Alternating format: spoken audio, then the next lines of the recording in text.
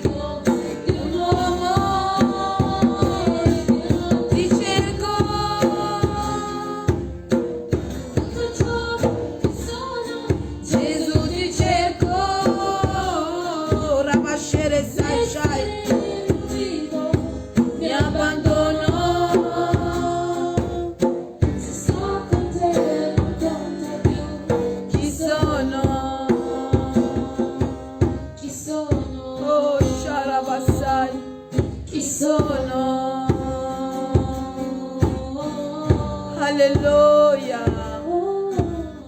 Oh, Sharabase, vogliamo lodare il Signore. Vogliamo chiedere allo Spirito Santo di prendere autorità in questa Chiesa, nelle nostre vite. Vogliamo chiedere la guida, la presenza, la potenza dello Spirito Santo. Dopo una giornata di lavoro, Dio ci dà grazia di entrare alla sua presenza. Voglio dirti che tu non uscirai di qui come sei entrato, perché ogni volta che noi studiamo la parola di Dio, sappi che Dio è nella gioia, Dio è contento di me e di te, perché noi stiamo obbediendo, perché il Signore ci chiama ad imparare, ad meditare. Quando noi leggiamo nel libro di Giosuè, notte e giorno la sua parola, e questo Dio non è cambiato, perché Gesù lo disse nel Vangelo di Matteo che Egli non è venuto ad abolire la legge, ma Egli è venuto ad ademperla. Allora voglio dirti che a Dio piace che io e te siamo qui per studiare la sua parola. Il Signore è proprio qui per toccarti, il Signore è ancora qui per benedirti. Non è una parola che dico per abitudine, ma te lo dico perché sento la sua presenza ancora in mezzo a noi. La sua parola dice: dove 2 o 3 sono radunate nel suo nome, Gesù è in mezzo a noi. Vogliamo chiedere un'unzione particolare su di noi. Vogliamo chiedere a Dio di renderci sensibili alla sua presenza, di togliere tutto ciò che è il vecchio uomo in noi, e che il carattere, Shika, se il cuore del nuovo uomo possa prendere forma ancora di più in noi, di rendere sensibile il nostro udire per ricevere l'insegnamento della sua parola. Vogliamo dire al Signore: abbiamo bisogno, Signore, di conoscerti, come abbiamo cantato. Signore, io ti cerco con tutto il mio cuore, Shika Talabashai, e cercare, Signore, cercarlo attraverso la sua parola, meditarla notte e giorno, cercarlo all'alba, e per quello ti incoraggio, sposa dell'agnello, finché Dio non ti ha ancora risposto, continua e rimane fermi, perché il tuo Dio è più buono della vita, dice la scrittura. E io ti dico che il Signore ti farà del bene. Spirito Santo, vieni e prendi autorità su di me, sulla vita di miei fratelli e sorelle, che l'atmosfera di questa chiesa ti sia sottomesso. Spirito dell'Eterno, solo del tuo olio abbiamo di bisogno, solo della tua guida, la tua presenza. Non vogliamo fare nulla secondo la carne. Signore, rendici sensibile che siamo qui e che tu sei qui in mezzo a noi. Rendici umile alla tua presenza, rendici sensibile alla tua presenza mentre noi studiamo la tua parola. Signore, tocca i nostri cuori, apri ancora il nostro intendimento per capire la tua parola, per servirti meglio e per abbandonare tutto ciò che non ti glorifica. Signore, che il nuovo uomo che siamo dal giorno che siamo stati battezzati si manifesta e cresca giorno dopo giorno, che il carattere di Cristo si manifesta in noi. Ora canta la Basheka Sai. Vieni Spirito Santo, soffia su di noi, liberaci da ogni forma di stanchezza, liberaci da ogni spirito di incredulità, liberaci da ogni spirito di insensibilità. Non vogliamo essere insensibili alla presenza di Dio, lo rifiutiamo da ogni seme che Satana ha seminato, perché noi siamo, i nostri cuori siano indifferenti, lo rifiutiamo nel nome di Gesù. Non vogliamo entrare alla presenza di Dio come abitudine, lo rifiutiamo. Ogni volta che entriamo noi crediamo che riceviamo nel nome di Gesù. Ogni volta che noi ci accostiamo con il cuore bisognoso, umile, Dio non rimane indifferente di noi. Io credo nel nome di Gesù che Dio cambia la storia della nostra esistenza. Io credo nel nome di Gesù che Dio prende il nostro passato per glorificare il nostro presente. Io credo nel nome di Cristo Gesù che tutto è possibile per chi crede nel nome di Cristo Gesù. Ti vogliamo pregare per tutti coloro che seguiranno lo studio stasera. Raggiungili e benedicili. Oh Signore, guarisci. Oh, te la scecco assai, perché non è la cosa più importante per te, anche se per noi umani la salute è tutto. La cosa più importante è che l'anima nostra viene a essere salvato e che l'anima nostra viene a essere guadagnato. Ma Signore, eccoci, non abbiamo reso duro i nostri cuori alla tua presenza, l'abbiamo accettato e ti abbiamo invitato da quando tu hai bussato alla porta del nostro cuore. Ti abbiamo detto, Signore, entra e diventa nostro Dio, entra e diventa la roccia della nostra esistenza, entra e guidaci, entra perché noi ci arrendiamo a te. Signore, guarisci ancora, perché tu hai detto chiedete e vi sarà dato. Cambia le situazioni, le preghiere che sono davanti a te, come delle lettere davanti ai tuoi occhi. Tu che vedi ogni cosa, tu che senti ogni cosa, tu che senti e vedi il pianto dei tuoi figli. Oh Signore, la tribolazione, l'angoscia, la solitudine. Tu che vedi e sai ogni cosa prima che il giorno nasce. Tu che vedi e sai ogni cosa prima che finisce una settimana. Tu che sai ogni cosa, papà, prima che finisce un anno. Benedici il tuo popolo, benedici la tua sposa Gesù, benedicici, ristoraci, ravvivaci nel nome di Gesù. Ogni volta vogliamo dare il meglio di noi, liberaci dall'incredulità, perché non guadagniamo nulla, ma Signore tu ti allontani da noi, perché tu vuoi che ogni volta che ci accostiamo crediamo che tu puoi. Marco capitolo 10, 27, oh tu hai detto ai tuoi discepoli e uomini è impossibile, ma Dio ogni cosa è possibile, anche se il vaso è rotto, anche se il vaso non si può più, ma Dio può ogni cosa. Glorificati. Abbiamo bisogno di te. Dove andremo? In te si trova parola di vita eterna. Perdonaci, aiutaci e benedici le nostre vite. Papà, ti chiediamo ogni cosa nel nome potente, unico di Cristo Gesù, il benedetto in eterno. La Chiesa dica Amen. Amen. La Chiesa dica Amen. Amen. Alleluia. Vogliamo aprire le nostre Bibbie. Esodo capitolo 13, abbiamo finito con l'aiuto dello Spirito Santo martedì scorso, il capitolo 12. Abbiamo visto l'iscrizione che Dio aveva dato a Mosè, come doveva essere celebrato la Pasqua. Alleluia. Amen. Alleluia. Gloria a Dio. Continuiamo ancora con lo studio, siamo sempre nel libro di Esodo. Diamo i benvenuti a coloro che ci seguono in diretta, siete tanti, che Dio possa raggiungervi, benedirvi e che come il Signore parla a noi possa parlare anche a voi. Amen. Tante volte a noi piace più, ci sono tanti che piace più il culto, alleluia, perché ci sono le profezie, la manifestazione dello Spirito Santo, segni, prodigi, guarigione, alleluia, miracoli, ma lo studio piace a Dio, alleluia. Piace che noi, alleluia, ci mettiamo a studiare la sua parola, perché lui lo dice nel libro di Giosuè, dice a Giosuè che questa parola non si allontana da te, e meditala notte e giorno, a tal punto che l'Eterno dice mettila sul tuo collo. E non era così grosso come quello che abbiamo. Il profeta Isaia, il libro di Isaia era uno, vediamo anche quando Gesù leggeva, quando entrava nella sinagoga, non erano messi bene come il nostro dall'Antico Testamento, ce l'abbiamo tutta, è bellissima, amen. Alleluia, vogliamo ringraziare Dio perché Lui ci ha lasciato una lampada straordinaria.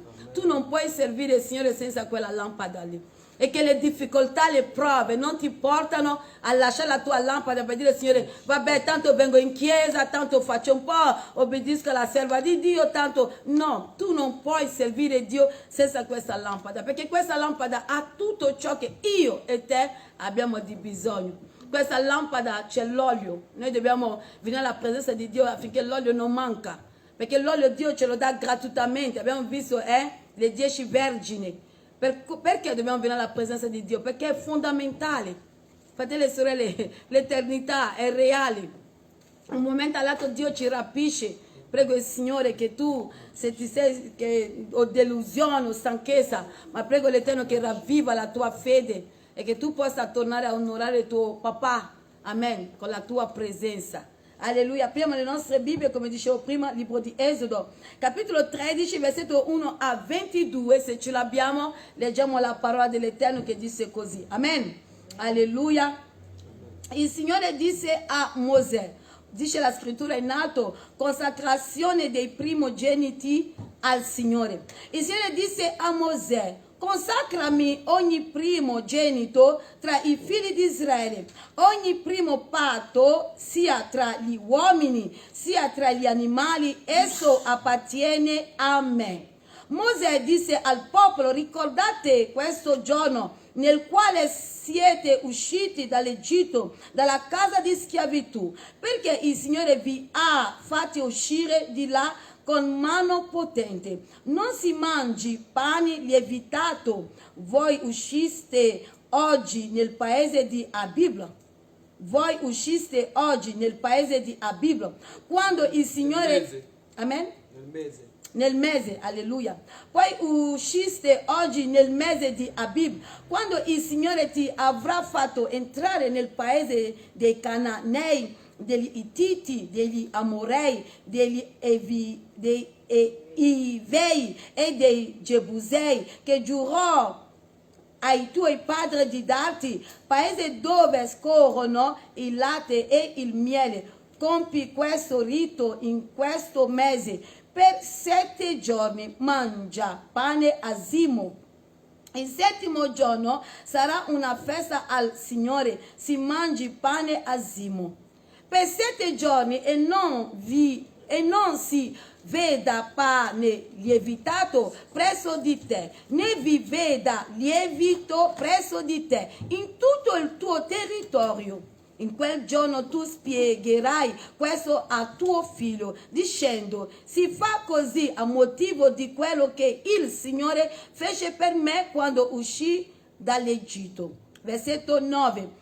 Ciò sarà per te come un segno sulla tua mano, come un ricordo fra i tuoi occhi, affinché la legge del Signore sia nella tua bocca, poiché il Signore ti ha fatto uscire dall'Egitto con mano potente. Osserva dunque questo decreto al tempo fissato di anno in anno. Quando il Signore ti avrà fatto entrare nel paese dei Cananei, come giurò a te e ai tuoi padri, e te lo avrà dato, consacra al Signore ogni primogenito e ogni primo patto del tuo bestiame. I maschi saranno del Signore, ma riscatta ogni primo patto dell'asino con un agnello. Se non lo vuoi riscattare, spezzali il collo. Riscatta anche ogni primogenito di uomo fra i tuoi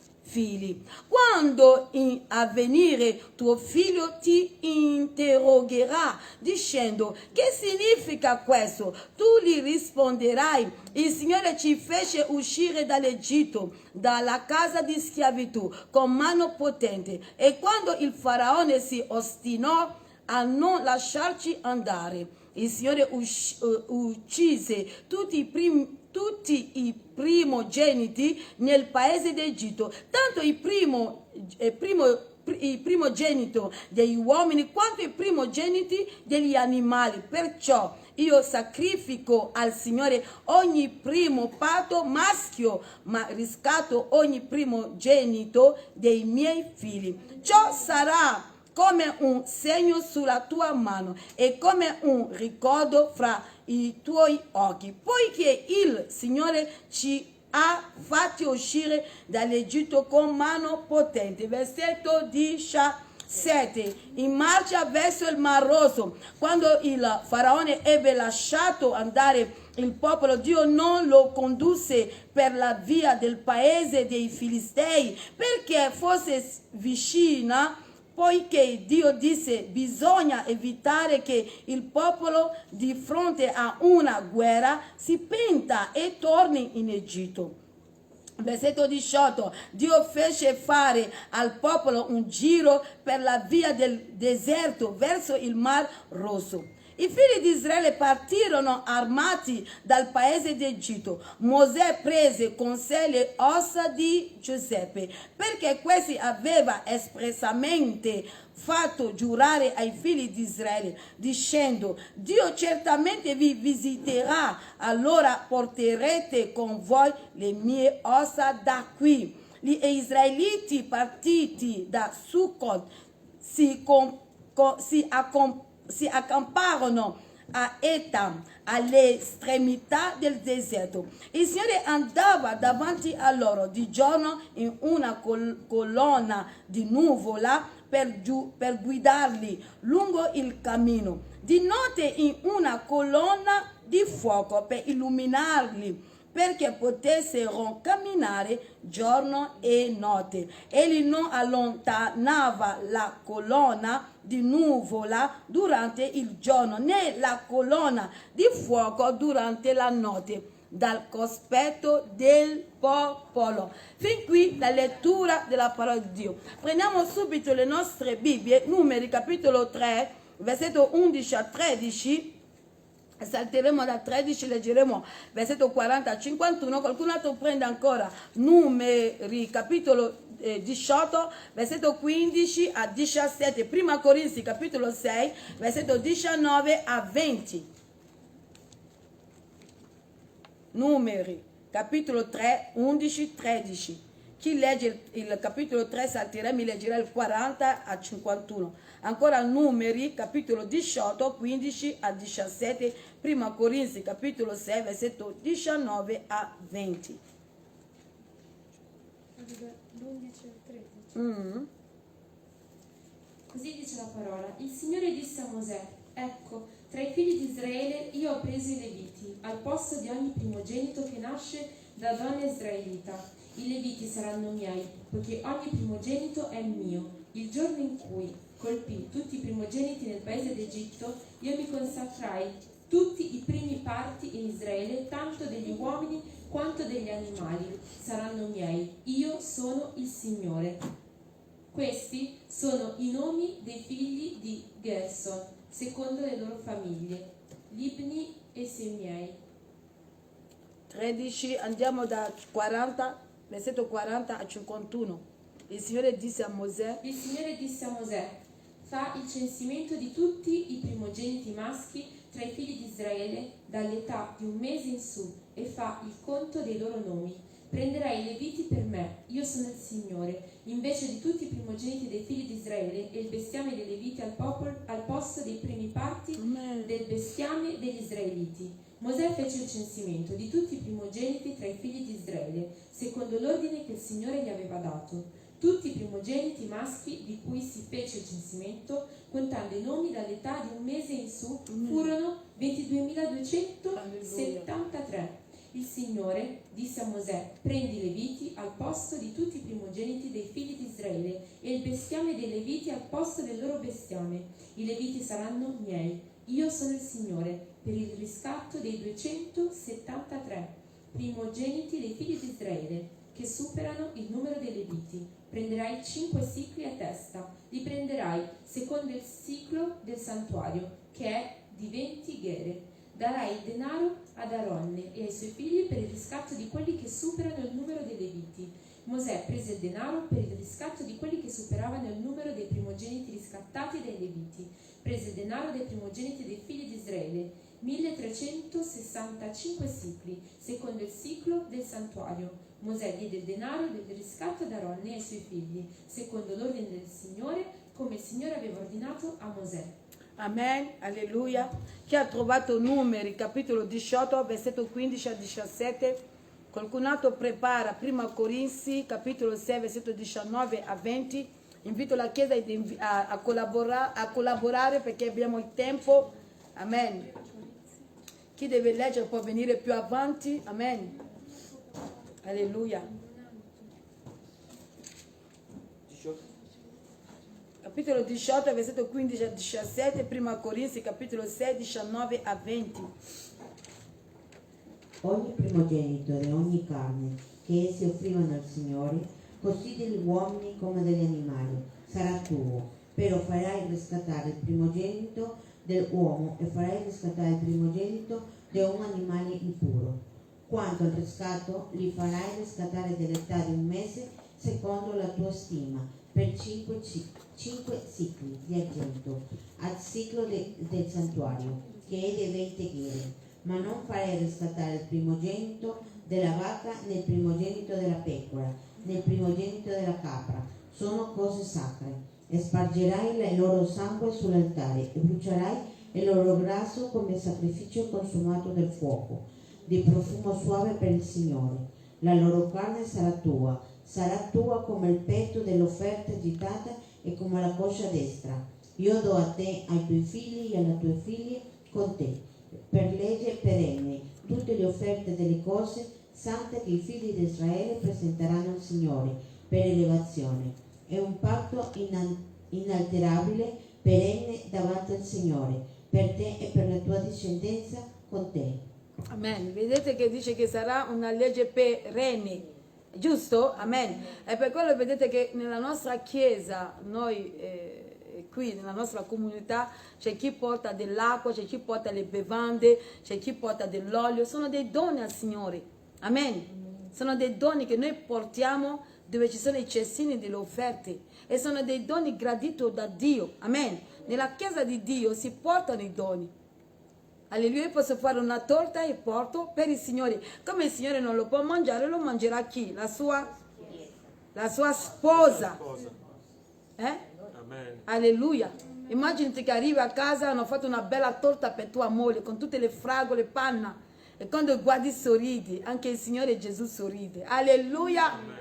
Perché c'è una sorella che ha passato tutta la notte a fare una torta per domenica mattina. Dio lo gradisce e ci benedice. Amen. Vediamo già il modo qui. Siamo nella legge, sì. Però dice perenne, per sempre. Gesù dice, egli non è venuto ad abolire. Amen. Alleluia. I doni che diamo al Signore, il Signore li gradisce. Amen. Alleluia. Chi ha trovato 1 Corinzi 6, 19 e 20?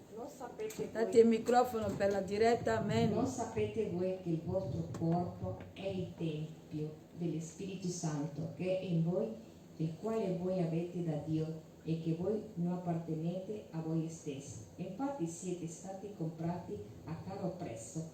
Glorificate dunque Dio del vostro corpo e nel vostro spirito che appartengono a Dio. Amen. Vedete che noi non apparteniamo a noi stessi perché siamo stati riscattati, alleluia, dal sangue di Gesù.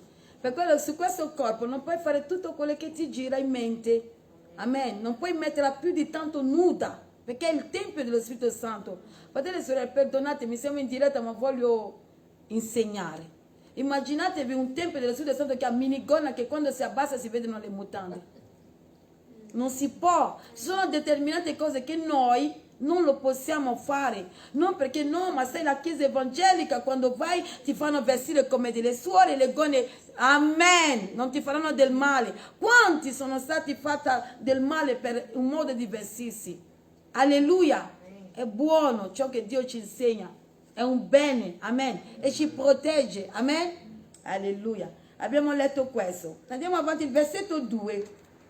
Dice proprio così: consacrami ogni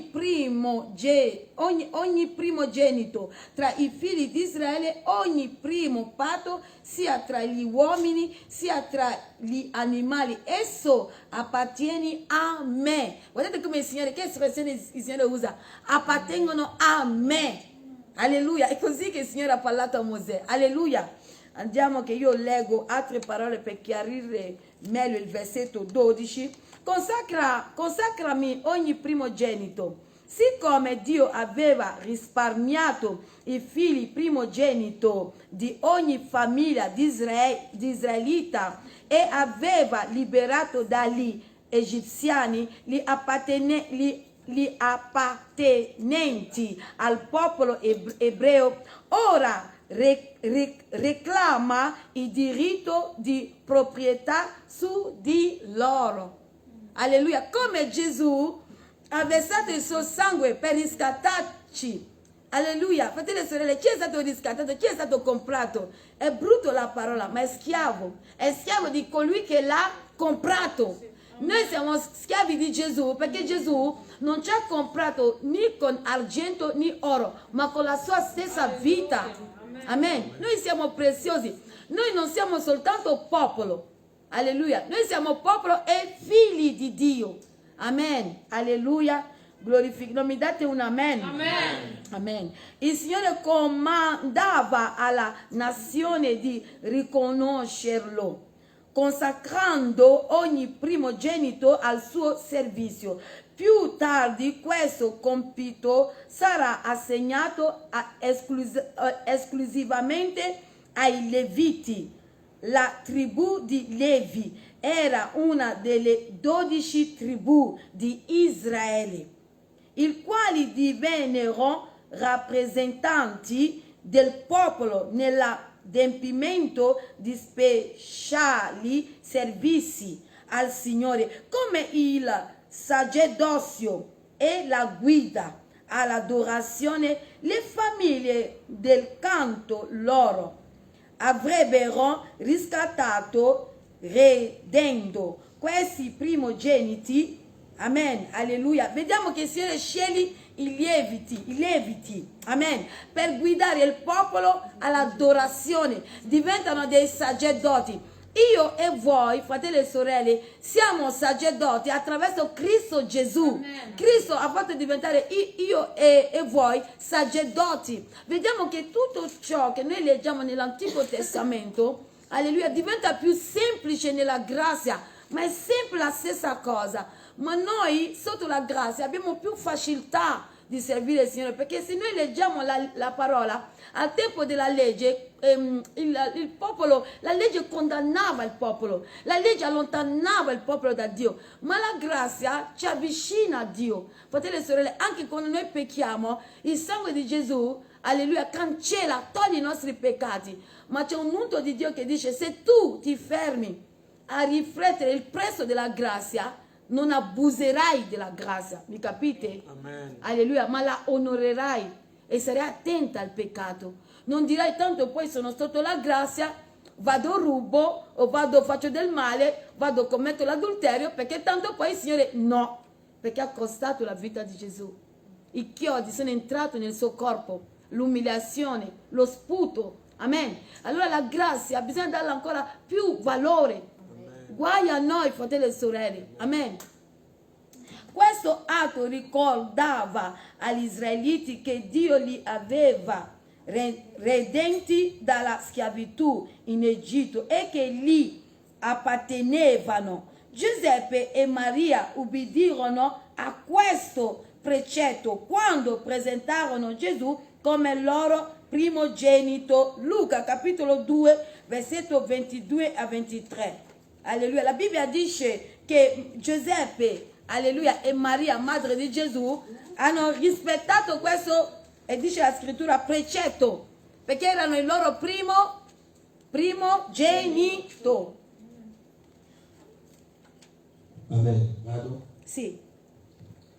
Quando furono compiuti i giorni della loro purificazione, secondo la legge di Mosè, portarono il bambino a Gerusalemme per presentarlo al Signore. Come è scritto nella legge del Signore, ogni maschio primogenito sarà consacrato al Signore. Fratelli e sorelle, noi dobbiamo sapere che, leggendo Luca capitolo 2, versetto 22 a 23, Gesù non ci aveva ancora dato la vita. Gesù era nato e portato da Giuseppe e Maria per presentarlo come Dio aveva dato la legge a Mosè. Amen. Alleluia, alleluia. Ma vedete che la grazia è una cosa straordinaria, perché quando la donna ha preso in flagrante d'adulterio, la legge doveva condannarla, perché la legge era ancora valida. Gesù non ci aveva ancora dato la sua vita, Gesù non ci aveva ancora dato il suo sangue, mi capite? Però come Gesù è legge, che diventa non più legge ma grazia. Amen. Mi capite? Perché la parola chi è? La parola è Cristo Gesù. Giovanni capitolo 1, alleluia, versetto 3, versetto 14. Amen. Allora la legge che fu data a Mosè si è fatta carne. Amen. Era lei che era seduta lì. Allora entra l'azione della grazia, risparmia la vita di questa donna. Amen. Se non c'era Gesù, quella donna moriva, la seppellivano. E la legge non era giusta perché chi la praticava non la praticava giustamente, perché mancava l'uomo da lapidare là. Non mi state dando un amen, sorelle? L'adulterio si commette in due, però come la legge, chi la metteva in pratica non la rispettava, non la considerava, fratelli e sorelle. Lì c'era la donna da lapidare, ma non c'era l'uomo. Leggete le scritture, state attenti quando leggete, per capire la parola di Dio. Amen? Amen? Ricordate questo giorno. Amen. Versetto 3 dice proprio così. Alleluia.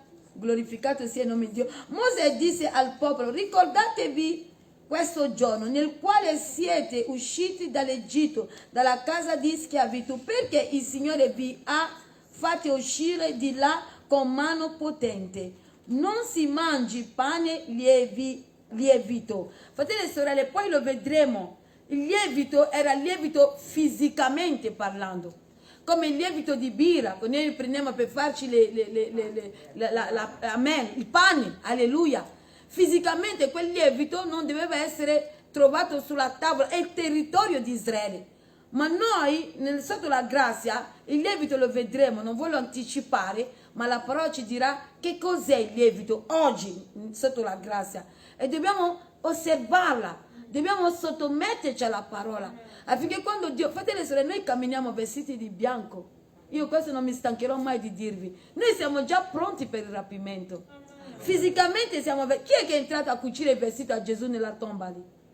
C'è entrato un tailleur per misurare il vestito. Oh, datemi un amen allora. Amen. Avete un Dio potente. Per quello noi dobbiamo continuare a credere che il nostro Dio può ogni cosa. Io per avere un vestito bianco devo andare a comprarmelo. Oggi nel 2021 dentro un negozio dove vendono abbigliamento. Amen. Per cucirmela devo andare da un tailleur. Giusto o no? Amen. Quale tailleur è entrato nella tomba? Gesù aveva, oh Shakabase, tu sei così, io sono così. Noi avremo il corpo incorruttibile. Quel corpo è già vestito. Oh, non mi hai dato un amen. Quel corpo è già pronto per essere rapita. Alleluia. Impegniamoci a servire Dio. Costa quello che costa, non mollare. Amen. Versetto 4. Andiamo avanti. Voi usciste oggi nel mese di Abib. Amen. Alleluia. Se noi leggiamo, può darsi nella Bibbia vedremo. Alleluia. Perché qua è scritto in ebraico, ma il mese di Abib lo sappiamo. Fratelli e sorelle, mi sembra che era marzo-aprile, se ho buona memoria. Amen.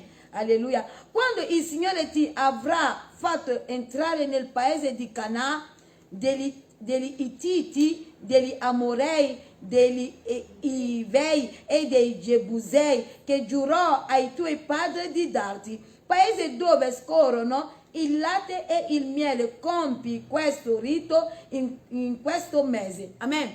Dio continuava a dire a Mosè cosa devono fare quando entreranno in questo paese di Canaan. Fratelli e sorelle, chi ha studiato ancora diciamo questo paese, questa terra, dicono che non era così una terra fertile, ma era la presenza di Dio che produva tutto ciò che dice la scrittura. Amen. Alleluia. Fratelli e sorelle, dovunque Dio c'è, anche il deserto se semina crescerà. Dammi un amen. Amen. Questo è il nostro Dio. Egli può ogni cosa. Amen. Versetto 6. Alleluia. Versetto 6. Dice la scrittura così: per 7 giorni mangia pane azimo, il 7° giorno sarà una festa al Signore. Per 7 giorni Israele non doveva mangiare, gli ebrei non dovevano mangiare pane con lievito per 6 giorni. Il 7° giorno bisognava celebrare la festa al Signore, dice le scritture. Versetto 7: si mangi pane azimo per 7 giorni e non si veda pane lievitato presso di te, né si veda lievito presso di te in tutto il tuo territorio. Dio faceva questo perché sapete che c'era anche Satana là. Non mi avete dato un amen.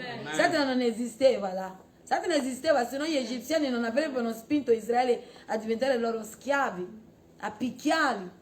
a farli lavorare duramente, a uccidere i loro figli. Perché Mosè non è stato ucciso? Perché Dio diede l'intelligenza a sua madre di nasconderlo. Per 3 mesi tenere il bambino, ma a un certo punto ha dovuto lasciare il bambino al suo destino, sì o no? Alleluia. Satana esisteva già. Gli egiziani facevano già l'adorazione di quella corona che hanno, che è il disegno del serpente. Satana esisteva già, fratelli e sorelle. Alleluia. Alleluia. La potenza di Dio era tremenda anche. Amen. Non si veda pane lievitato presso di te. Durante la settimana di Pasqua doveva essere rimosso dalla casa degli israeliti ogni, dice la scrittura, ogni lievito, cioè qualsiasi sostanza capace di produrre fermentazione nella pasta e qualunque cosa lievitata, cioè tutto ciò che fosse fermentato o contenesse lievito, tutti i cibi consumati durante la festa di Pasqua dovevano conformarsi a questi precetti, dice la scrittura. Amen? Il divieto di usare lievito e come fermentante durante la Pasqua probabilmente ha a che fare con l'insegnamento biblico che vieta categoricamente ogni forma di corruzione, il male e l'impurità morale. Leggiamo le scritture, Nuovo Testamento, Matteo capitolo 16, versetto 6 a 12, qualcun altro prende il Vangelo di Marco, capitolo 8, versetto 15, qualcun altro prende Prima Corinzi, capitolo 5, versetto 6 a 8.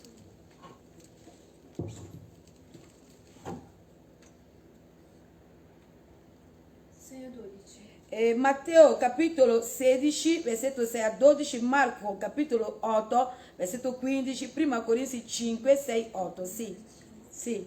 E Gesù disse loro: guardatevi bene dal lievito dei farisei e dei sadducei. Cosa sta dicendo qui? Chi sta parlando? Colui che ci ha riscattato, colui che ci ha comprato. Alleluia. Dice Gesù Cristo di Nazareth: guardatevi bene ai lievito dei farisei.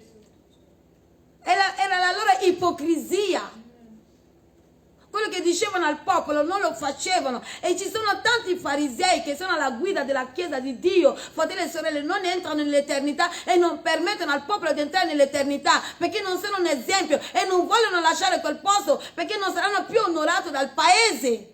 Che Dio ci libera da questo modo di servire. Quando non puoi, lascia il posto. Non mi avete dato un amen? Amen. Alleluia. Vai avanti, sorella.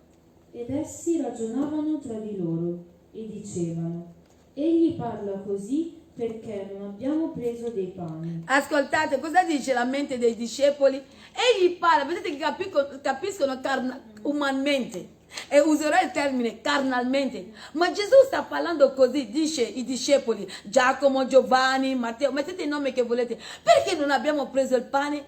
E vai avanti. Ma Gesù se ne accorse e disse: gente di poca fede, perché discutete tra di voi del fatto di non aver pane?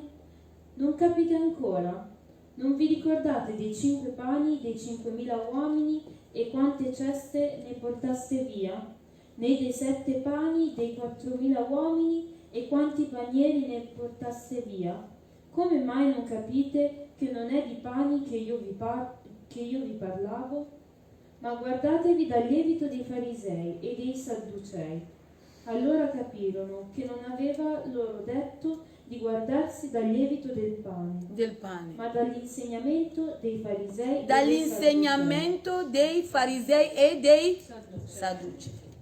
Dal loro insegnamento. Importante, fratelli e sorelle. Alleluia. Chi ha trovato Marco capitolo 8, 15? La sorella Rachele, avvicinate il microfono. Egli li ammoniva dicendo: guardatevi dal livello dei Lievito. farisei, dal lievito dei farisei, dal lievito di Erode. Anche di Erode. Sì, qui vediamo che il lievito non parla del lievito di birra che noi usiamo a casa per fare il pane o delle torte anche. Amen. Alleluia, ma del modo di agire. Fratello e sorelle, tu non puoi essere nato di nuovo e c'è in te ipocrisia, falsità, doppio d'animo. Amen. Non sei vera. E non andate a cercare lontano, anche nella chiesa di Gesù. Anche nella chiesa di Gesù, fratelli e sorelle. E per quello la chiesa dice che non saranno tutti rapiti. Noi dobbiamo esaminarci giorno dopo giorno con la parola, perché la parola è un specchio. Fratelli e sorelle, anch'io che guido la chiesa, perché io non voglio rimanere qua, non voglio vedere anche la faccia di Satana. Non mi avete dato un amen? Amen. Io voglio andare con Gesù. Io non voglio rimanere qua. Allora ogni giorno mi esamino. Fratelli e sorelle, io qualche volta leggo la parola e le lacrime scendono. Ma non lo dico per dire, ah, ma come brava la profetessa. No, perché la parola mi penetra e mi rendo conto quanto Gesù mi ha dato. Gesù mi ha dato tutto, fratelli e sorelle, e mi insegna attraverso la sua parola. Io devo solo sforzarmi per dire, anche quando non riesco, Signore, aiutami. Ma devo avere, come la sorella che ha portato il pensiero ieri, riconoscere dove nel servire ho mancato, dove sono diventata lenta, dove sono diventata insensibile, perché solo questa confessione vera, Dio ci aiuta, Dio ci apre gli occhi spirituali, Dio ci sostiene. Amen. Amen. Alleluia. Glorificato sia il nome di Dio. Chi ha trovato prima Corinzi 5, capitolo 5, versetto 6 a 8? Amen.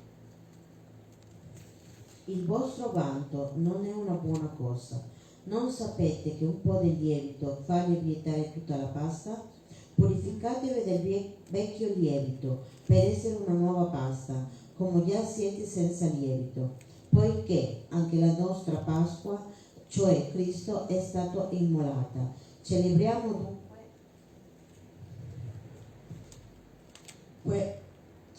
dunque la festa non con vecchio lievito, né con lievito di malizia e di malvagità, ma con gli ensimi della sincerità e della verità. Amen. Vedete che in prima Corinzi è Paolo che parla, versetto 6. Alleluia, dobbiamo stare attenti al nostro vanto. Fratelli e sorelle, ci sono nati di nuovo, non puoi anche salutarli, hai paura anche di avvicinarti. Sono in chiesa, sembra che volano. Che ci sia in noi il carattere di Gesù. Che il carattere del vecchio uomo, ogni giorno dobbiamo dire tu devi morire. È il carattere del nuovo uomo che è Cristo, fratelli e sorelle, che non è carnale. Alleluia, come mi vesto, vedere gli altri inferiori a me. La Bibbia dice, mi sembra sia in Colossesi, che ogni volta che tu guardi un essere umano creato da Dio, fratelli e sorelle, lo devi vedere più grande di te. Dal momento che tu vedi un qualsiasi essere umano fuori, anche andando a fare la spesa, e lo vedi come un poverino, come, fratelli e sorelle, c'è l'orgoglio. C'è il lievito dell'orgoglio in te, ti devi dire, Signore, lavami, lavami. In me ci deve essere umiltà. Quando lo vedo un essere umano come me, per lui Gesù è morto, per lui Cristo ha versato il suo sangue. E io posso essere un canale che Dio possa usarsi per parlare di lui e salvare anche lui. Vado a Varese, faccio delle spese, entra questo ragazzo con tutta la spesa e mi mette in macchina. Sapete, in camera quando arrivate c'è la Bibbia, in salotto c'è la Bibbia, in macchina c'è la Bibbia, dovunque c'è la Bibbia. Amen. Ma perché amo la Bibbia? Alleluia. Amo Gesù, glorificato sia il nome di Dio. Allora guarda la mia Bibbia mettendo la spesa perché era pesante, non potevo alzarla, mi fa, oh, questa è bella, è la Bibbia. Ho detto aspetta, ti do un volantino. Alleluia! Amen. Prima di andare l'ho dato il volantino e sono andata. E quel volantino parla di Gesù. Ci sono dei versetti della parola di Dio. Noi ogni giorno, fratelli e sorelle, non solo in chiesa, noi non dobbiamo mettere il mantello, sono cristiano, entro in chiesa. E poi quando esco tolgo il mantello e cominciamo a volare. Nessuno può avvicinarsi a noi. Vediamo gli altri più sporco di noi. C'è lievito di orgoglio del vecchio uomo, deve morire. Amen. Oh, non mi avete dato un amen. Amen. Mi piace questo amen. Noi dobbiamo avere l'atteggiamento di umiltà, Fratelli e sorelle, è importante. Gesù era umile. Se voi leggete il Nuovo Testamento, i discepoli dei farisei vengono, si rivolgono ai discepoli di Gesù e dicono: ma perché il vostro maestro si siede sulla tavola e mangia con i pubblicani e i peccatori? Perché Gesù era semplice. Fratelli e sorelle, tu arrivavi, Gesù era qui, potevi metterti anche tu per mangiare. Immaginati un uomo così, com'era? Era così semplice. Fratelli e sorelle, che i peccatori, che i farisei, i sacerdoti non potevano, perché si sentivano santi, puri. Sono già arrivati, anche se ancora per terra qua. Stai camminando ancora qua. Che Dio abbia pietà di noi. Io, fratelli e sorelle, io dirò sempre, finché Dio mi darà la vita di curare questa chiesa, l'umiltà, umile.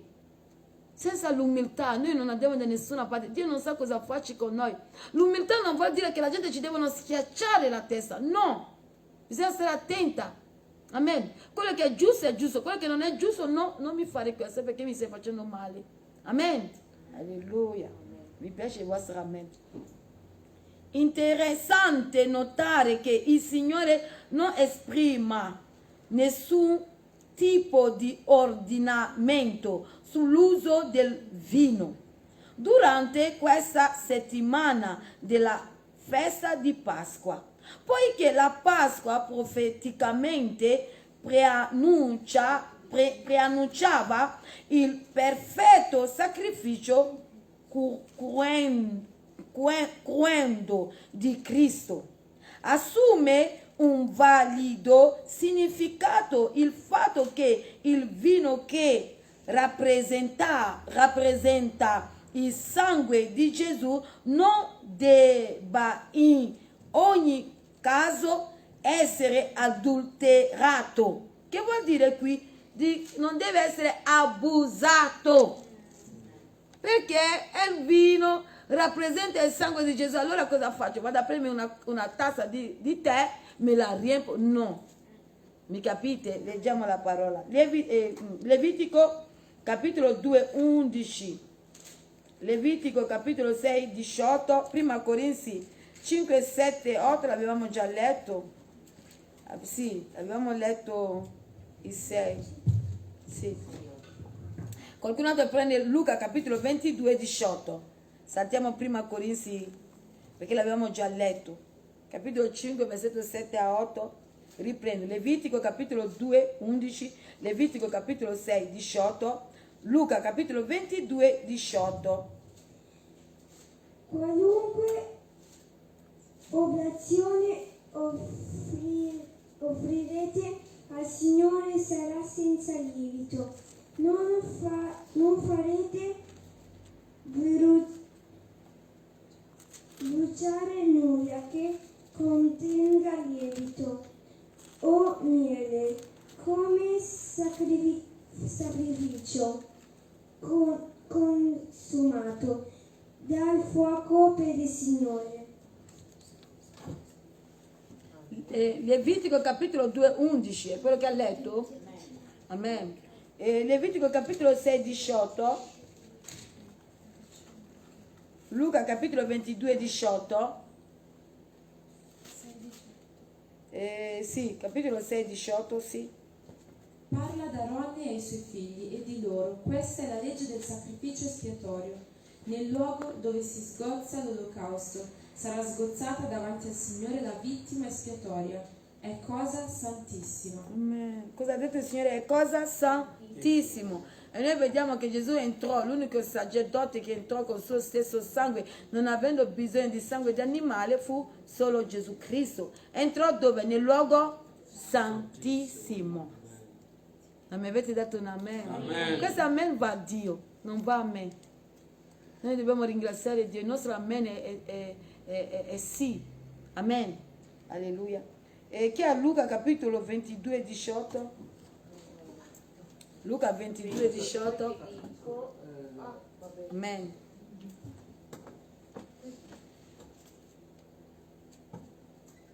Così sia, sì. Perché così io sia. vi dico che ormai non berrò più del frutto della vigna, Sì. finché sia venuto il regno di Dio. Amen. Chi parla qui? Gesù. Perché è importante quando noi ci accostiamo alla Santa Cena? perché questo noi lo faremo lassù. C'è una sedia che porta il tuo nome, c'è una sedia che porta il mio nome. Il Signore Gesù quando sta a parlare, oh, io amo questo Dio. Quella tavola è così lunga che non so che distanza avrà, ma il Signore è organizzatissimo. C'è un'organizzazione. Ma pensate che quanti matrimoni abbiamo visto qui? I ricchi che hanno invitato tanti invitati, vedete quella tavola che non ha fine, tutto bianco. Ma se noi umani possiamo fare così, e in cielo com'è? Sarà ancora di più. Nessuno prenderà il posto dell'altro. Tu sorella al tuo posto, tu fratello al tuo posto, io al mio posto. Voi che ci seguite in diretta, ognuno al suo posto. Noi dobbiamo sforzarci a dire ogni giorno quando ci alziamo: no Satana, rifiutiamo di essere figli ribelli. Sì Gesù, accettiamo di essere figli ubbidienti fino alla morte. Amen. Amen. Abbiamo letto il Luca capitolo 22, 18, versetto 8. Versetto 8, ci siete? Amen. 8 ci dice a noi così. Amen. In quel giorno tu spiegherai questo al tuo figlio, dicendo: si fa così a motivo di quello che il Signore fece per me quando uscì dall'Egitto. Amen. Alleluia. Vediamo che il Signore ci tiene, che noi non soltanto facciamo così, ma che insegniamo ai nostri figli. La Bibbia dice: inculca il fanciullo quando è di, mi sembra, tenera età, se ho buona memoria, affinché quando cresca non dimentica la parola. E sapete che i nonni, tanti nonni hanno fatto un bellissimo lavoro. Fin quando i figli che sono inconvertiti portano i loro figli a casa della nonna o del nonno, appena la mamma esce dice: ciao ciao, prendi la Bibbia, vieni a sederti qua che ti insegno. E quanti nonni hanno seminato, e questi semi non muoiono, fratelli e sorelle. Amen. Questi semi non muoiono. Quanti nonni hanno seminato la parola di Dio nei cuori dei loro nipoti, che la figlia non lo sa, che il genero non lo sa, sì o no? Amen. Amen. E pensate che è una cosa male, è una cosa bene. Se mio figlio non ha ancora capito la verità che in Cristo, io insegno ai miei nipoti, se non, di non portarlo a casa mia. Alleluia! Perché a casa mia c'è un Dio, si chiama Gesù Cristo. E io, quello che credo, insegno ai miei nipoti. E tanti nonni, e anche quando noi leggiamo, mi sembra anche nel Nuovo Testamento, ci sono stati dei nonni così. Non so se è Timoteo, non ho più buona memoria. Ma ci sono grandi uomini di Dio che hanno ricevuto la parola dalla nonna. Importante, dobbiamo impegnarci. Anche tu che sei nonno, insegna a tuo nipote. Amen? Amen. Alleluia. Versetto 9 dice così: ciò sarà per te come un segno sulla tua mano, come un ricordo fra i tuoi occhi, affinché la legge del Signore sia nella tua bocca, poiché il Signore ti ha fatto uscire dall'Egitto con mano potente. E noi sappiamo con quale mano Dio ci ha fatto uscire Israele dall'Egitto. Israele non poteva uscire da sé. E per quello, fratelli e sorelle, ascoltatemi, ci sono delle situazioni della nostra vita che noi dobbiamo solo impegnarci a gridare attraverso la croce di Golgota, gridare attraverso il nome di Dio, prostrarci, Ebrei capitolo 4 versetto 12, a quel trono di grazia, affinché Dio faccia giustizia per noi, affinché Dio ci ridà ciò che Satana ci ha rubato, affinché Dio ci libera, perché la Bibbia dice che Gesù dice: egli mi ha unto per liberare i prigionieri, egli mi ha unto per dare recupero alla vista ai ciechi. Amen. Allora, affinché Dio non ha ancora cambiato la tua situazione, io ti dico: credi. Finché tu avrai l'alito di vita, credi e di: Signore, ricordati di me. E quando lo fai, apri la palma delle tue mani: Signore, ricordati di me, con umiltà, ricordati di me. Signore, guarda, Cristo mi ha riscattato, Cristo mi ha pagato. Satana non obbedisce alla tua parola e io lo denuncio al tuo tribunale. Devi denunciare Satana, devi denunciare quello che ti ha rubato, devi denunciare che lui non disobbedisce, non obbedisce alla parola. Fratelli e sorelle, Satana conosce benissimo la parola. Satana conosce la parola da Genesi a Apocalisse. Satana ti dice senza aprire la Bibbia qualsiasi versetto. E tu che sei salvato per grazia non sai anche i versetti. Non è anche i versetti, se Satana si manifesta che il versetto dire. Quando tu studi tanto la parola, anche nei sogni, quando Satana si manifesta, tu proclami la parola, lui scappa. Sì, fratelli e sorelle. È la parola che batte Satana. Quando Satana viene per tentare Gesù, mica che arma Gesù è andato a prendere? È l'arma dello Spirito Santo. Alleluia. Ebrei capitolo 4 versetto 12 è l'arma dello Spirito Santo. Efesini capitolo 6 versetto 17 è l'arma, li devi conoscere, perché questo è il tuo testamento, ma non sai anche il tuo testamento, non sai che arma usare. Fratelli, io posso preparare la parola, Satana viene, mi vuole spaventare e io lo mando il fuoco, ma so che in Deuteronomio capitolo 4 versetto 24 c'è il fuoco che divora. So che in Ebrei capitolo 12 versetto 29 c'è il fuoco che consuma. E sono seduta, oh shakabasai, c'ho già sempre l'arma dello Spirito Santo alla mia portata. E quando viene lui se ne va, non perde anche tempo.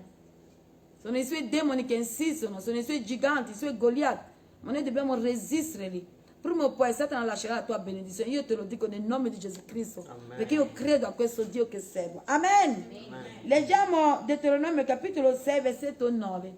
Deuteronomio capitolo 6 versetto 9. Se riusciamo a finirla è buono. Se siamo partecipi alla lettura. Così non guadagniamo tempo là. Amen. Amen.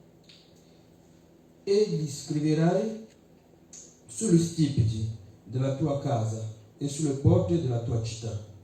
Amen, alleluia.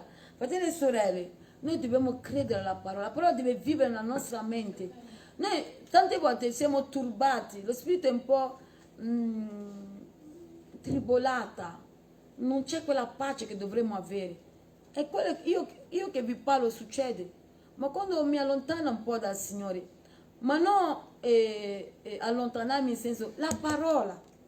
Noi siamo obbligati che ogni mattina dobbiamo meditare prima di bere il caffè. Perché come abbiamo bisogno del caffè, abbiamo bisogno di leggere un versetto. Se vuoi leggila più volte, prendi un salmo. Guardate il salmo 35. Amen. Il salmo 27 versetto 10. Dobbiamo avere dei versetti in mente, anche se non è la Bibbia, ripetela più volte. Perché la parola è spirito e vita, ci fa solo del bene, è libera in noi. Ci sono dei giorni che hai tutto, ma ieri hai sopportato, oggi sei giù di morire. Così. No, noi siamo figli di Re, noi siamo figli di Dio, fratelli e sorelle. Amen. Oh, non mi avete dato un amen. Amen. Noi siamo figli di Dio, non ti sto consolando, è la verità. Tu non sei una persona qualsiasi. Amen. Tu hai costato la vita di Gesù. Amen. Marcia verso il Mar Rosso. Numeri capitolo 33, 1 a 6. Neemia capitolo 9, 12 a 19. Salmo 27, 1. Se guadagniamo tempo qui, per me mi farà piacere. Queste sono le tappe fatte dai figli di Israele che uscirono dal paese d'Egitto, Sì. divisi in schiere, sotto la guida di Mosè e di Aronne. Mosè mise per iscritto le loro marce, tappa per ordine del Signore. E queste sono le tappe che fecero nel cammino. Partirono da Ramses il primo mese, il 15° giorno di quel mese. Il giorno dopo la Pasqua i figli di Israele partirono a testa alta, sotto gli occhi di tutti gli egiziani, mentre gli egiziani seppellivano quelli che il Signore aveva colpiti in mezzo a loro, cioè tutti i primogeniti, quando anche i loro dei erano stati colpiti dal giudizio del Signore. I figli di Israele partirono dunque da Ramses e si accamparono a Succot. Partirono da Succot e si accamparono ad Etam, che è all'estremità del deserto. Amen. Neemia capitolo 9, 12 a 19. Salmo capitolo 27 versetto 1. Neemia capitolo 9, 12 a 19. Salmo 27, 1.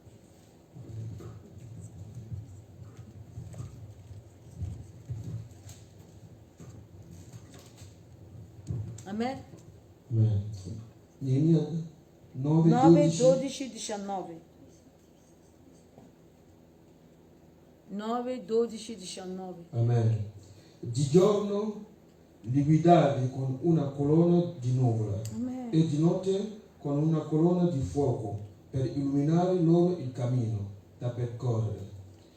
Sei sceso sul monte Sinai e hai parlato con loro dal cielo, dando loro prescrizioni giuste e leggi di verità, buoni precetti e buoni comandamenti. Hai fatto loro conoscere il tuo santo sabato e hai dato loro comandamenti, precetti e una legge per mezzo di Mosè, tuo servo. Davi loro pane dal cielo quando erano affamati e facevi scaturire acqua dalla roccia quando erano assetati, e hai detto loro che andassero a prendere possesso del paese che avevi giurato di dar loro. Ma i nostri padri si sono comportati con superbia, irrigidendo i loro colli e non ubbidendo ai tuoi comandamenti.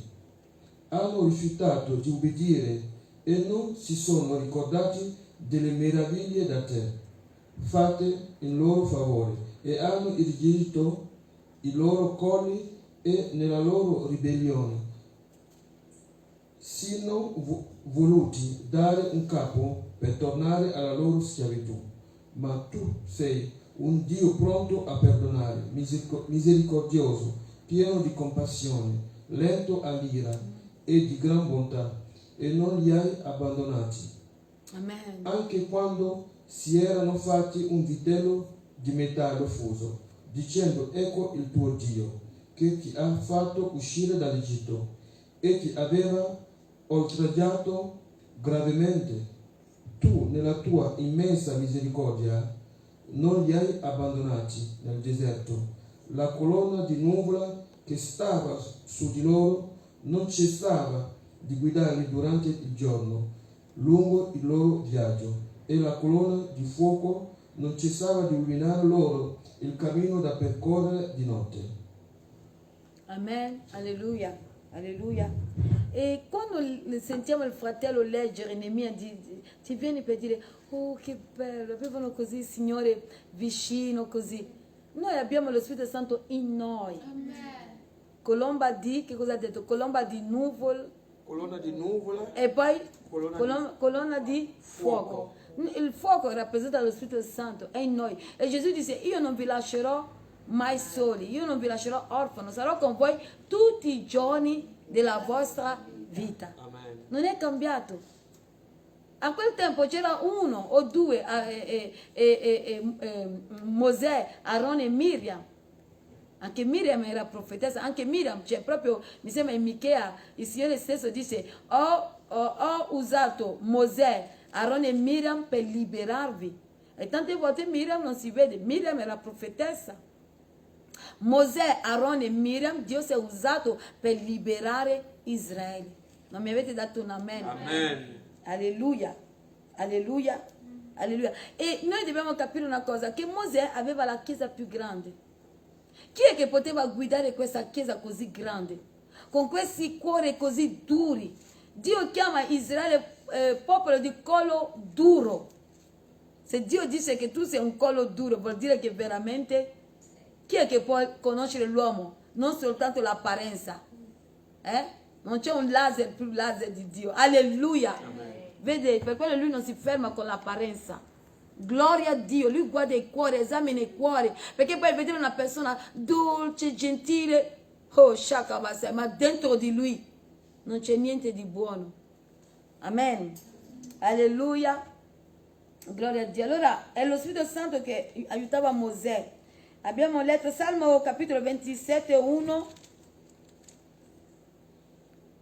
Il Signore è la mia luce, è la mia salvezza. Di chi temerò? Il Signore è il baluardo della mia vita. Di chi avrò paura? Amen. Chi lo diceva questa parola? Davide.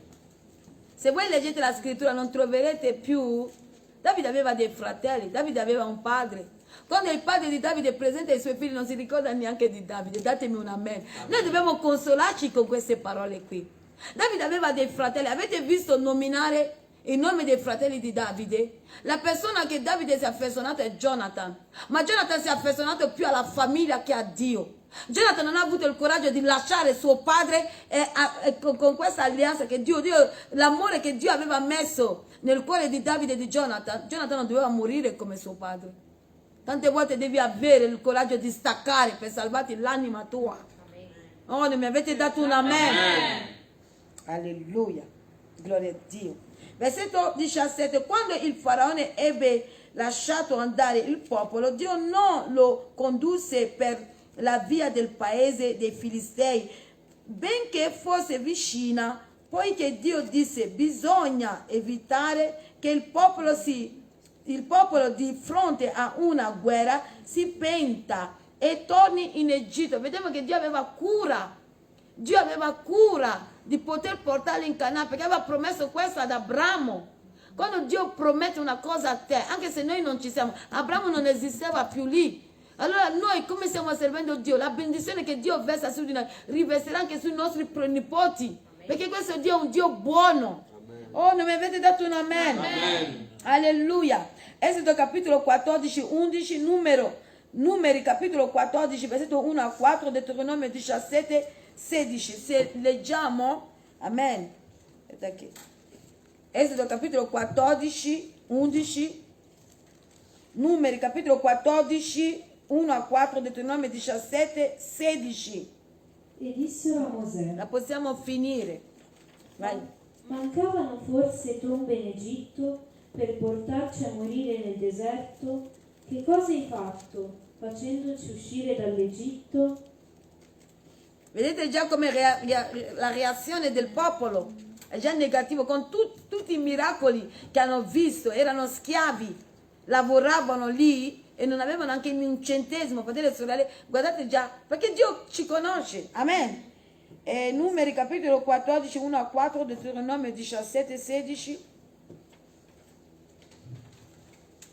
Allora tutta la comunità gridò e sgomento e alzò la voce, e il popolo pianse tutta quella notte. Tutti i figli di Israele mormurarono contro Mosè e contro Aarone, e tutta la comunità disse loro: fossimo pur morti nel paese d'Egitto, o fossimo pur morti di questo deserto, perché il Signore ci conduce in questo paese dove cadremo per la spada, là le nostre mogli e i nostri bambini diventeranno preda dell'nemico. Non sarebbe meglio per noi tornare in Egitto? E si dissero l'uno all'altro: nominiamoci un capo, torniamo in Egitto. Deuteronomio 17, 16.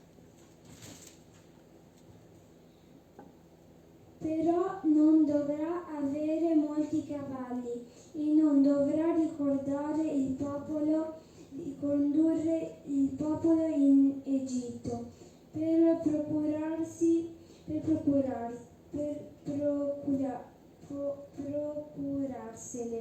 poiché il Signore vi ha detto: non rifarete mai più quella via.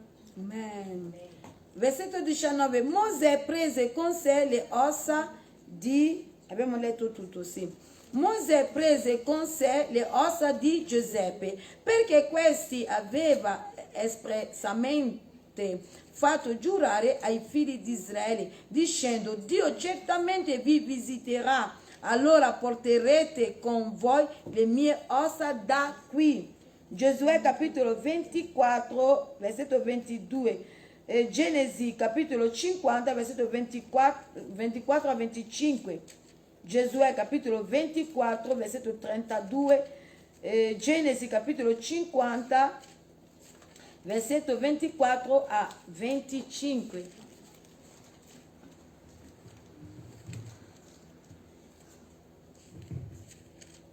Amen.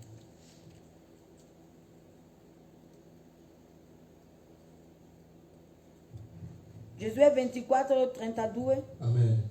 E le ossa di Giuseppe che i figli di Israele avevano portate dall'Egitto, essi le seppellirono a Sicar, nella parte del campo che Giacobbe aveva comprato dai figli di Chenor, padre di Sichem, per 100 pezzi di denaro, e i figli di Giuseppe le avevano ricevute come eredità. Vedete le ossa di Giuseppe, ma le ossa di Gesù non ci sono, perché Gesù è vivente. Amen. Alleluia, alla gloria di Dio Padre. Filippesi capitolo 2, versetto 10 a 11. Amen. Genesi capitolo 50, versetto 24 a 25. Genesi 50, 24 a 25. Giuseppe disse ai suoi fratelli: io sto per morire, ma Dio per certo vi visiterà e vi farà salire da questo paese nel paese che promise con giuramento ad Abramo, a Isacco e a Giacobbe. Giuseppe fece giurare i figli di Israele dicendo: Dio per certo vi visiterà, allora portate via da qui le mie ossa. Amen, alleluia. Vediamo che aveva già profetizzato, sapeva, il Signore l'aveva rivelato a Giuseppe. Noi per avere queste rivelazioni dobbiamo essere intimo con il Signore. Il Signore vuole rivelare tante cose della nostra vita, la vita dei nostri figli, dei nostri nipoti, ma bisogna essere, noi guadagniamo nell'essere intimo con il nostro Dio. Amen. Versetto 20. Gli israeliti partiti da Sicon si accamparono a Etam, all'estremità del deserto. Numeri capitolo 33 versetto 6. Numeri capitolo 33 versetto 6.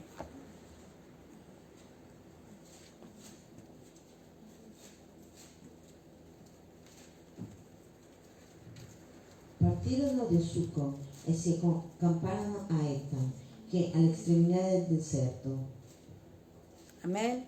Versetto 21. Il Signore andava davanti a loro di giorno in una colonna di nuvola per guidarli lungo il cammino, di notte in una colonna di fuoco per illuminarli, perché potessero camminare giorno e notte. Vedete che il Signore voleva farli arrivare anche prima, però noi sappiamo che di questo popolo arrivasse soltanto chi? E Caleb. Non sente la vostra voce decisa. Giosuè e Caleb. Ok, se noi rimaniamo fedeli arriveremo tutti. Amen. Oh, mi piace questo amen. Una colonna di nuvola. Dio pose una grossa colonna di nuvola e una di fuoco come prova della sua presenza, del suo amore e della sua cura per Israele. Alleluia. Esodo capitolo 40, versetto 38, Numeri capitolo 9, 15 a 23, abbiamo quasi finito. Numeri ancora 14, 14, Deuteronomio 1, 33. Riprendo. Esodo 40, 38, Numeri 9, 15 a 23. Numeri ancora 14, 14, Deuteronomio capitolo 1, 33, Prima Corinzi 10, 1. La nuvola del Signore infatti stava sul tabernacolo di giorno e di notte vi stava un fuoco visibile a tutta la casa di Israele durante tutti i loro viaggi. Numeri capitolo 9, 15 a 23, Numeri capitolo 14, 14. Il giorno in cui il tabernacolo fu eretto, la nuvola coprì il tabernacolo, Amen. cioè la tenda della testimonianza, Alleluia. e dalla sera fino alla mattina appariva sul tabernacolo come un fuoco. Avveniva sempre così: la nuvola copriva il tabernacolo e di notte appariva come un fuoco. E tutte le volte che la nuvola si alzava dalla tenda, i figli di Israele si mettevano in cammino e si accampavano dove si fermava la nuvola. I figli di Israele si mettevano in cammino all'ordine del Signore e si accampavano all'ordine del Signore. Amen. Rimanevano accampati tutto il tempo che la nuvola restava ferma sul tabernacolo. Quando la nuvola rimaneva Fino a 23. Quando la nuvola rimaneva per molti giorni sul tabernacolo, i figli di Israele osservavano